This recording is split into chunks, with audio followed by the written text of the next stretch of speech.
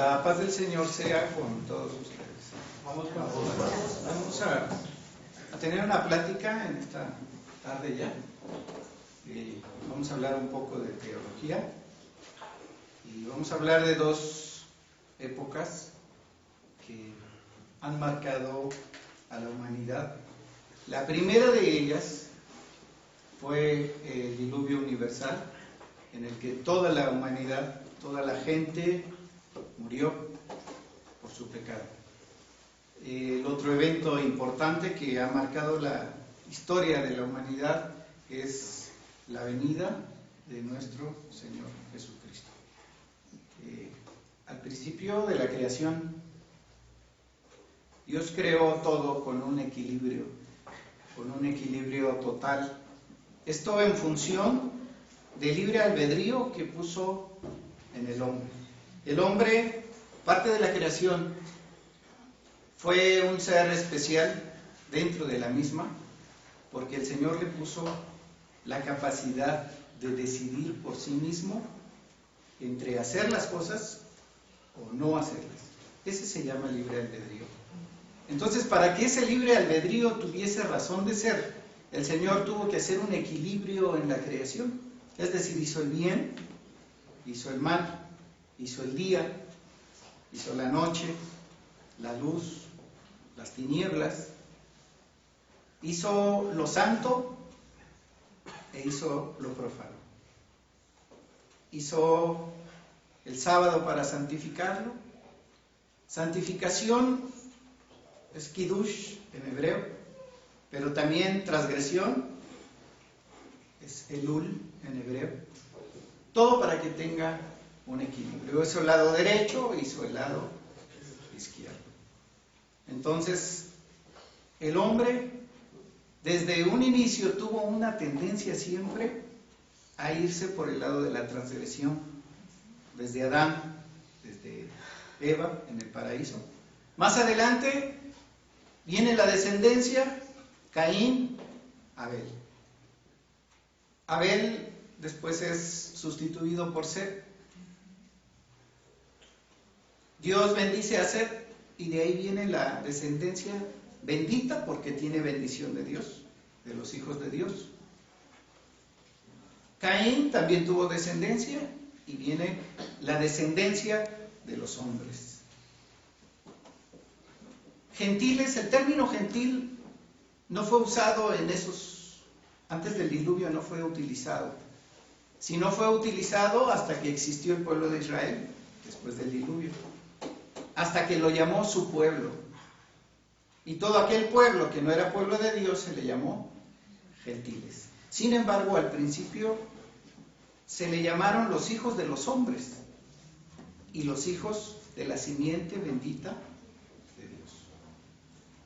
Avanza la humanidad, avanzan ambas descendencias y llegamos hasta el capítulo 6 del libro de los Génesis, que dice así.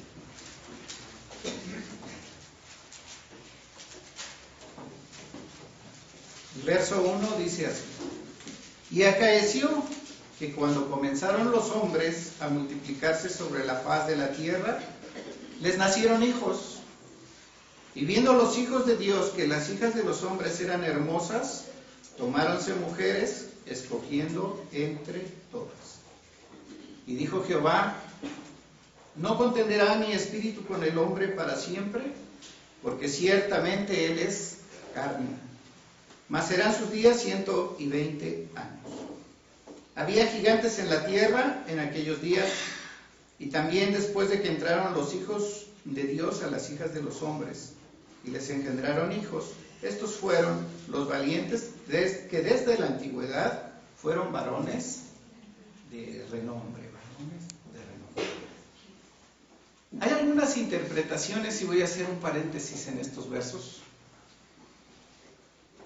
porque se me hace importante comentarlos. Hay una interpretación de estos versos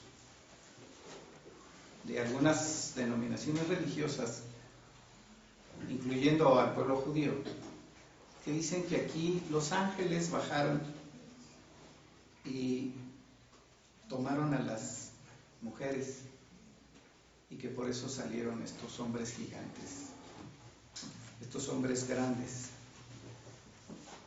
Sin embargo, las Escrituras nos enseñan,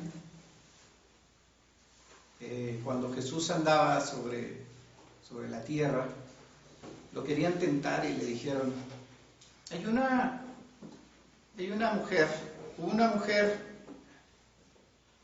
que se casó con un hombre que tenía otros 6 hermanos, y la ley de Moisés enseñaba que si moría su marido podía tomar al hermano y sucesivamente. Dice, entonces esta mujer murió y no tuvo hijos, y tomó al siguiente hermano como su marido, y tampoco tuvo hijos y murió, y tomó al otro, y así fue esposa de los 7. Y le preguntan y le dicen, en la resurrección, ¿de quién va a ser mujer? ¿De quién va a ser mujer? El capítulo 20 de Lucas lo dice así.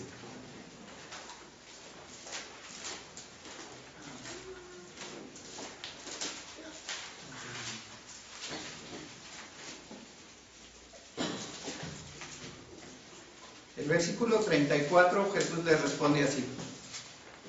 Y respondiendo Jesús les dijo, los hijos de este siglo se casan y son dados en casamiento.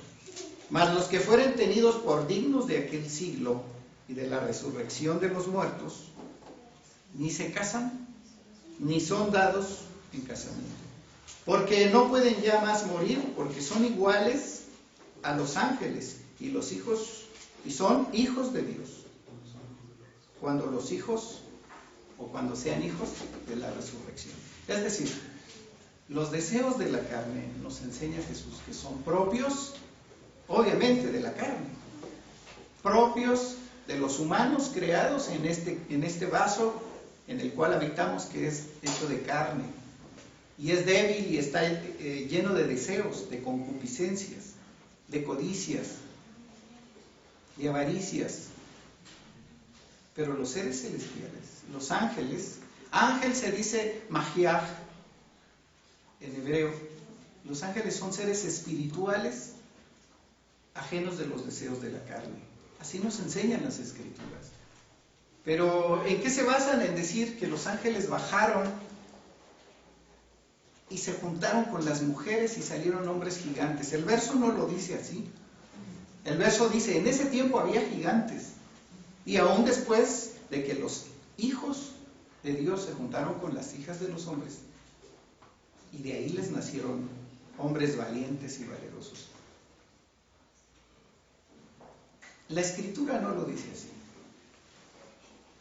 Ahora, bien, ¿por qué? Porque los seres espirituales no tienen deseos de carne. Ahora, si eso sucedió, entonces los ángeles volvieron a bajar después del diluvio. Se supone que en el diluvio toda la raza humana pereció. Incluso los gigantes que habitaban en ese tiempo murieron. ¿En qué se basan? Hay libros apócrifos. Hay un libro que se llama el libro de Enoc, que es un libro apócrifo, y otro libro que se llama el libro de Jubileos, que también es un libro apócrifo. Ambos libros narran y explican este verso como que los ángeles bajaron y se juntaron con las mujeres, y que después de que se juntaron con las mujeres, Dios los puso en prisiones para que no lo volviesen a hacer. Bueno, si estos libros apócrifos fuesen ciertos, si esta doctrina fuese cierta, entonces los ángeles o se soltaron de esas prisiones o siguieron teniendo deseos y volvieron a bajar, porque después del diluvio tenemos registros de que también hubo otra vez gigantes. Viene el diluvio y vuelve a empezar la vida. Vuelve a empezar la vida en los montes de Armenia, donde encalla el arca de Noé, y se vuelve a poblar la tierra de 3 hijos que tuvo Noé: Sem, Cham, Jafet. Los hijos de Cham, de ahí salieron los cananeos. Y de los cananeos, los heteos, los amorreos, los jebuseos, los fereceos. Y también vivieron los filisteos, en los cuales, acuérdense ustedes que de ahí salió Goliat también, y que era un hombre gigante. Y cuando Josué va juntamente con Caleb y con los 12 principales, bueno, primero fueron 12, un principal de cada tribu, ¿verdad? A espiar la tierra prometida. ¿Qué se encontraron? Lo dice Deuteronomio. Gigantes. Encontraron gigantes. Había gigantes. ¿Qué pasó entonces ahí? ¿Los ángeles siguieron metiéndose con los humanos? Dice que ahí había gigantes. ¿Quién acabó con esos gigantes? Caleb. ¿Se acuerdan que lo estudiamos en una lección? Que Caleb terminó con estos gigantes. Pasan los años, David también se enfrenta a gigantes. ¿Se acuerdan? Se enfrentó a Goliat. ¿Y lo derrotó? Sí. Y más adelante, en Deuteronomio capítulo 2, versículo 11,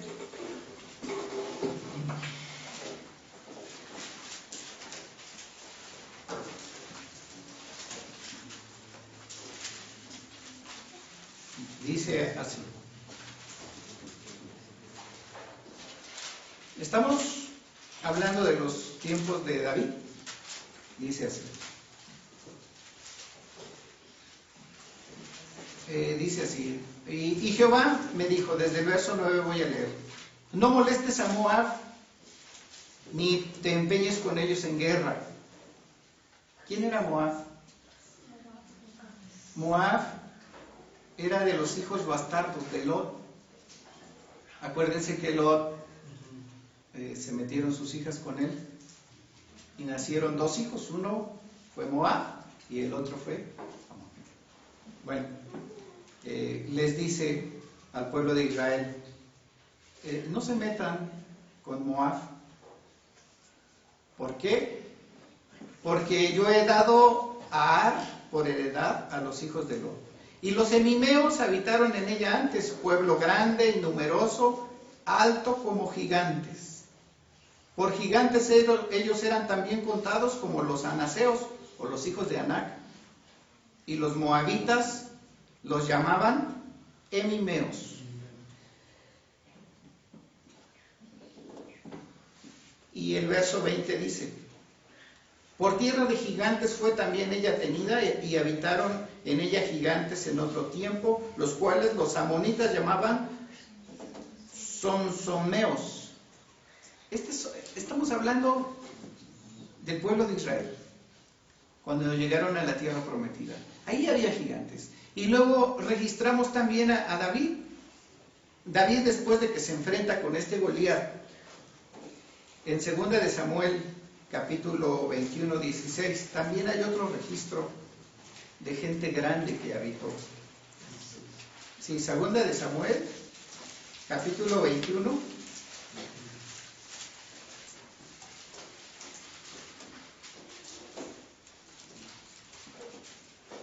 Versículo 16, dice así: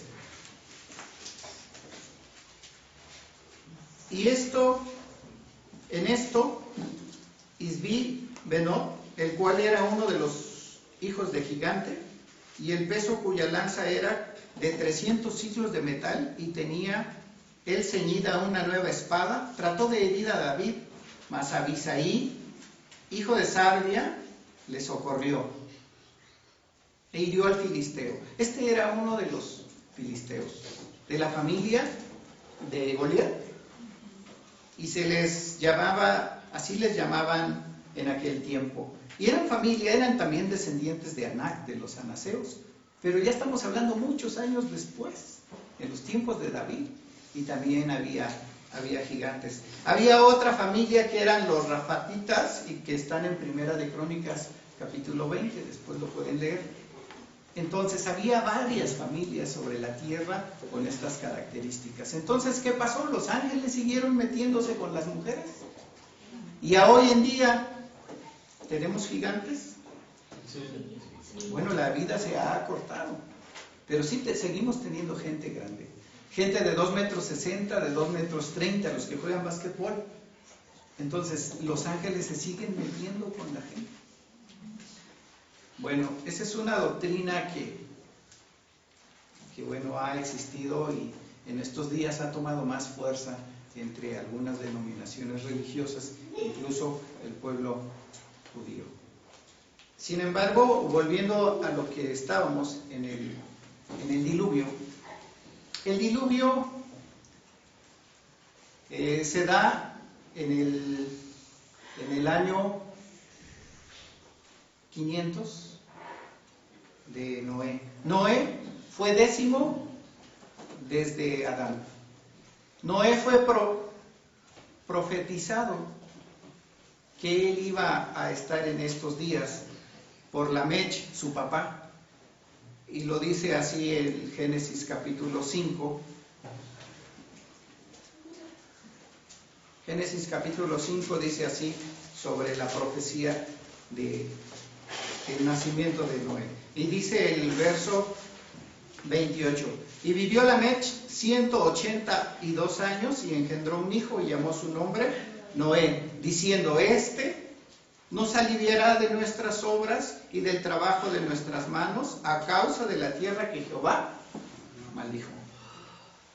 Y vivió Lamech después de que engendró a Noé 595 años y engendró hijos e hijas. Este fue Noé, hijo de Lamech, 10º desde Adán.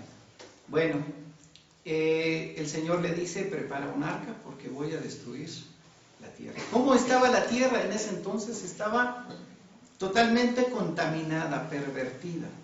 Y al Señor le pesó en su corazón haber creado a la humanidad. Y entonces, pues los destruye en el diluvio. Llovió sobre la tierra por 40 días. Sin embargo, las aguas que inundaron hasta las montañas más altas duraron 5 meses sobre la tierra. Y para que se consumieran cuando el arca encalló en los montes de Armenia, duró exactamente 1 año. Hasta el año 601 de la vida de Adán, en la vida de Noé, que el agua se seca totalmente. Entonces desciende Noé del arca y dice que hizo un altar y sacrificó animales limpios para Dios. Y también dice que plantó una viña e hizo vino y tomó y se embriagó. Y se desnudó y estaba desnudo en su tienda. Y entonces sus 3 hijos, entró primero, ¿quién? Cham. Y lo vio de frente y vio su desnudez. Y sus otros 2 hijos no quisieron verlo desnudo y entraron de espaldas para llevarle su ropa.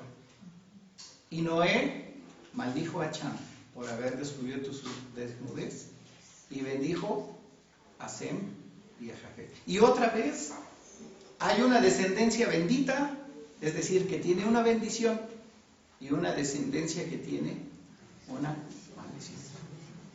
¿Quiénes vienen en la descendencia de Cham? Bueno, viene Cus, que es el padre de los negros, de los hombres de color, los cusitos. También viene Canaán, que es padre, ya vimos, de los que habitaron la tierra de Canaán. Nimrod, que fundó Babilonia.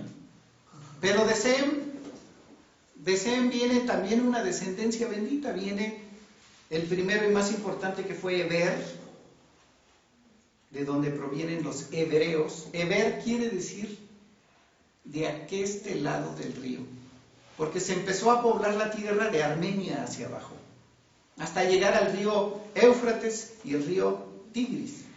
En la ribera del Éufrates, ¿quién estaba? Nimrod, donde fundó su reino de Babel, la tierra de Sinar. Y el primero que cruzó el Éufrates fue Eber. Por eso Eber quiere decir, de aquí a este lado del Éufrates. El título de Hebreos proviene de Eber. Y el arameo proviene de los hijos de Aram, que es el mismo idioma, solo cambia en algunas consonantes, en algunas vocales, perdón. Pero es lo mismo. De ahí viene el término de los semitas, de los descendientes de Sem, de la descendencia bendita de los hijos de Dios. Entonces, después de Eber, viene Nacor, Taré, Abraham. A Abraham se le llamó el hebreo. Viene la descendencia de los hijos de Dios.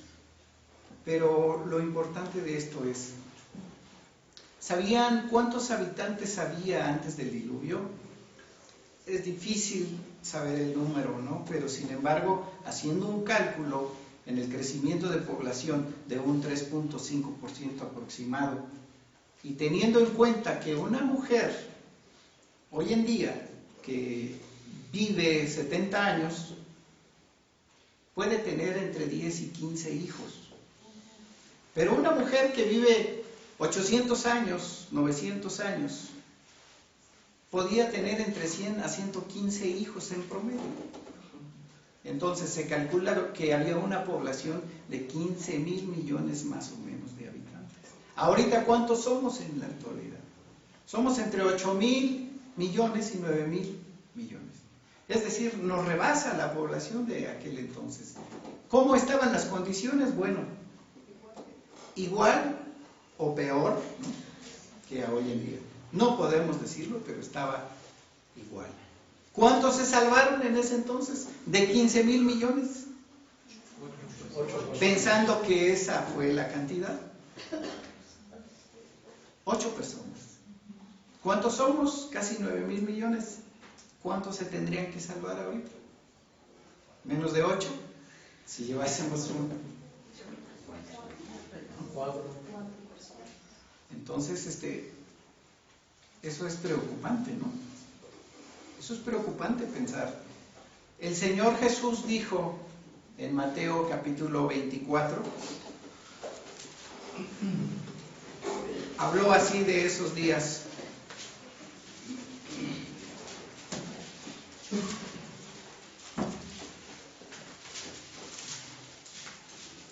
Dice así, Mateo capítulo 24, versículo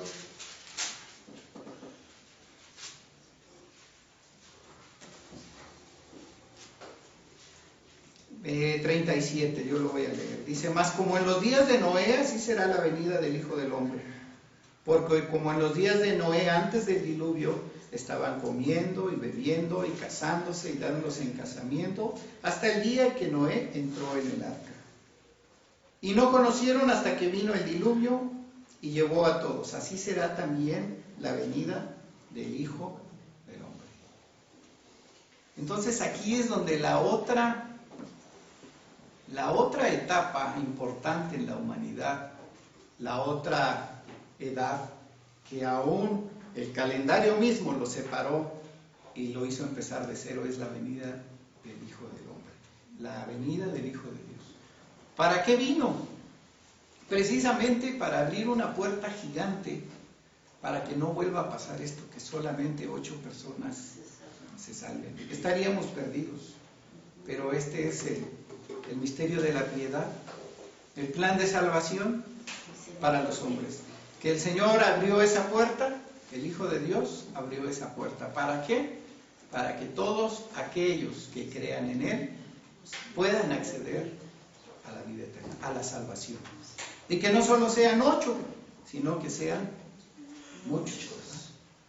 Y no debemos preocuparnos, porque sí serán muchos los que se salven. Juan, el revelador, en el capítulo 7 de la Revelación, ve una muchedumbre que no se podía contar, vestidos de ropas blancas. Y las ropas blancas en la profecía es, o representa, las justificaciones de los santos. Aquellos que habían lavado sus ropas en la sangre del Cordero. Y ve que son muchos, que son incontables. Entonces esa es una bendición para los hijos de Dios en estos tiempos, que Cristo, gracias a nuestro Señor Jesucristo, tenemos oportunidad de que ahora no sean 8, sino que seamos muchos. ¿Qué nos resta a nosotros? Bueno, a nosotros nos resta que si usted tiene un lugar ahí, que se aferre a él y que no lo abandone, porque si usted abandona su lugar, otro llega y lo toma. El reino de Dios es de los valientes, y los valientes lo toman, lo arrebatan y lo cuidan. Entonces nosotros somos llamados a ser hijos de Dios, a ser manifestados en gloria, como lo dice Romanos capítulo 8, que cuando Cristo sea manifestado en gloria, también sus hijos serán manifestados en gloria. Entonces, hermanos, tomemos esta reflexión de esta tarde para que hagamos un análisis sobre si nuestra labor en esta tierra, en esta vida, ha sido superior a la que fue antes de los días de Noé, o estamos igual. Y si ha sido superior, quiere decir que estamos en el camino correcto. Hay que arrebatar el reino de Dios y que sea para vida eterna, y que cuando el Señor venga, este grupo que está aquí y todos los grupos pequeños de la iglesia de Dios que se esfuerzan en hallar gracia delante de Dios sábado con sábado y día tras día, que el Señor se acuerde de nosotros y que podamos estar con Él en su reino. Que el Señor nos bendiga en esta tarde. La paz del Señor sea con ustedes.